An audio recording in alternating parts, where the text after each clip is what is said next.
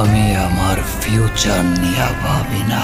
Wow, অনেক জল্পনার কল্পনার পর অবশেষে সুপারস্টার শাকিব খানের বরবাদ সিনেমার ট্রেইলারটি মুক্তি পেল।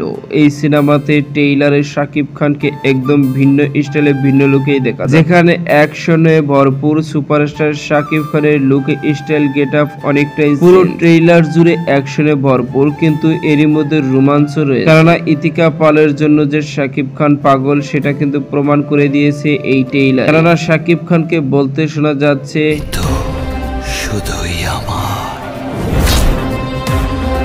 আমি এই নায়িকার জন্য পুরো দুনিয়াকে বরবাদ করে দিতে চাই, এমনটি কিন্তু এই ডায়লগের মধ্যে শোনা গিয়েছে। কিন্তু এই সিনেমাতে শাকিব খানকে যে লুকে দেখা যাবে, এর আগে কখনো কিন্তু এরকম লুকে শাকিব খানকে কখনো সোশ্যাল মিডিয়া হাজির হতে দেখা যায়। কিন্তু ট্রেইলারে প্রথমে যে শাকিব খানকে নিয়ে একজন মন্তব্য করছেন এক মা,